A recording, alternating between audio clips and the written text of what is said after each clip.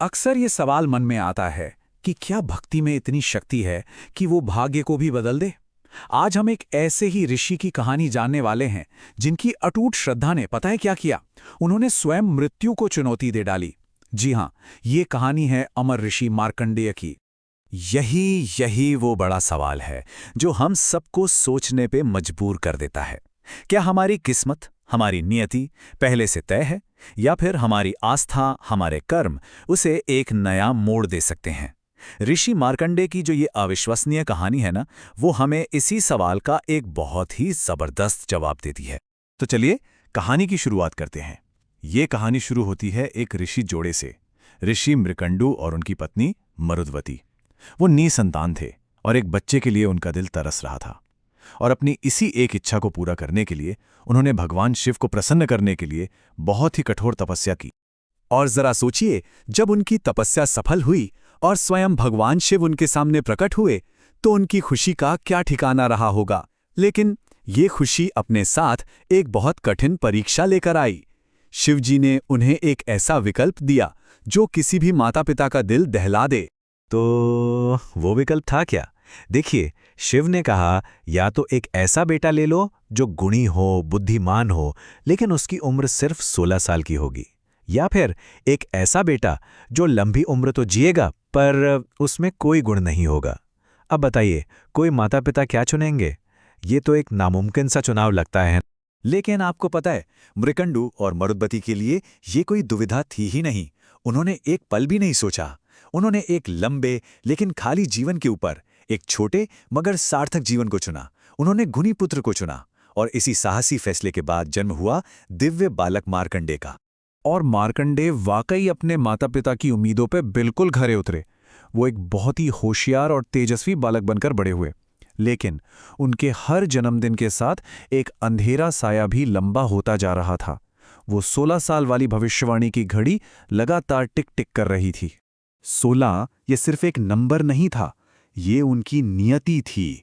भविष्यवाणी का दिन अब करीब आ रहा था। कोई भी सोच सकता है कि उनके माता पिता के दिल पर क्या बीत रही होगी, जो अपने बेटे को इतना प्यार करते थे पर जानते थे कि उनका समय बहुत कम है।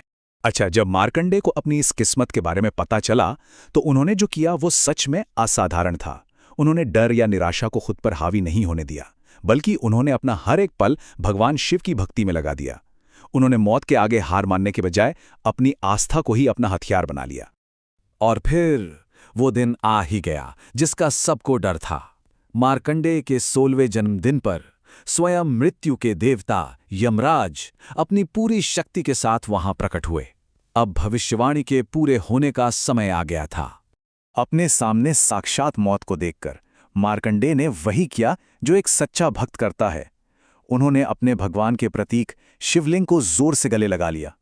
वो सिर्फ एक पत्थर का टुकड़ा नहीं था, वो उनकी आखिरी उम्मीद थी, उनका आखिरी सहारा था। अब देखिए, यमराज के पास एक बहुत ही शक्तिशाली अस्त्र होता है जिसे कहते हैं पाश। ये कोई मामूली रस्सी नहीं है, ये एक दिव्य फंदा है जिससे किसी भी नश्वर आत्मा का बचना नामुमकिन है। तो अपने कर्तव्य को पूरा करने के लिए यमराज ने अपना वो अचूक पाश फेंका। हवा में वो सीधा मार्कंडेय की तरफ बढ़ा। एक पल को तो लगा कि बस सब खत्म, भविष्यवाणी सच होने वाली है।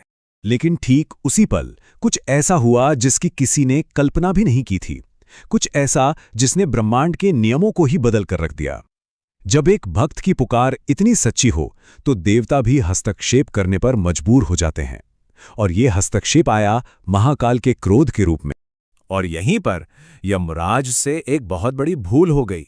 उनका पाश सिर्फ मार्कंडेय के गले में ही नहीं, बल्कि उस पवित्र शिवलिंग पर भी पड़ गया जिसे मार्कंडेय ने गले लगाया हुआ था। उन्होंने अनजाने में सिर्फ एक भक्त को नहीं, बल्कि स्वयं भगवान शिव को चुनौती दे दी थी। अपने प्रतीक के इस अपमान से क्रोधित होकर शिवलिंग एक जबरदस्त ऊर्जा के साथ फट गया और उसमें से निकले स्वयं भगवान शिव। लेकिन ये वो शांत, ध्यान में लीन शिव नहीं थे। ये थे महाकाल, समय के स्वामी, मृत्यु के विनाशक। अपने पूरे क्रोध में मृत्यु के देवता और मृत्यु पर विजय पाने वाले के बीच का ये टकराव बहुत छोटा लेकिन निर्णायक था। महाकाल ने यमराज को बड़ी आसानी से हरा दिया। उस दिन भक्ति ने नियति को हरा दिया था। मार्कंडेय की अटूट आस्था ने उन्हें बचा लिया। अपने भक्त की इतनी सच्ची और निडर भक्ति देखकर शिव का गुस्सा शांत हो गया। वो उस छोटे से बालक से बहुत प्रभावित हुए जिसने मौत के सामने भी अपना विश्वास नहीं छोड़ा, और इतनी बड़ी भक्ति का पुरस्कार तो मिलना ही था। और वरदान क्या मिला? अमरता का। शिव ने घोषणा की, आज से तुम समय और मृत्यु के हर बंधन से आजाद हो, तुम चिरंजीवी होगे। बस एक ही पल में वो 16 साल की उम्र वाली भविष्यवाणी हमेशा हमेशा के लिए मिटा दी गई। और इस अविश्वसनीय वरदान के साथ मार्कंडेय एक चिरंजीवी बन गए। ये एक बहुत ही दुर्लभ और सम्मानित उपाधि है, जिसका मतलब है एक ऐसा अमर व्यक्ति जो इस पूरे ब्रह्मांडीय युग यानी कल्प के अंत तक पृथ्वी पर जीवित रहेगा। वो समय से भी परे हो गए। लेकिन मार्कंडेय की कहानी सिर्फ यहीं खत्म नहीं होती। अरे, मृत्यु पर विजय पाना तो बस एक शुरुआत थी। अपनी अनंत आयु के साथ वो ज्ञान और अध्यात्म का एक ऐसा स्रोत बन गए जिनकी विरासत आज भी हम सबको प्रेरित करती है। जरा देखिए, उन्होंने हमें मार्कंडेय पुराण जैसा महान ग्रंथ दिया जिसमें प्रसिद्ध दुर्गा सप्तशती भी शामिल है। इतना ही नहीं, जब पांडव अपने सबसे मुश्किल दौर से गुजर रहे थे तब मार्कंडेय ने ही उन्हें धर्म और ज्ञान का रास्ता दिखाया था। वो सचमुच में एक जीती जागती किंवदंती थे, और उनकी विरासत का शायद सबसे शक्तिशाली हिस्सा आज भी हम सबके साथ है।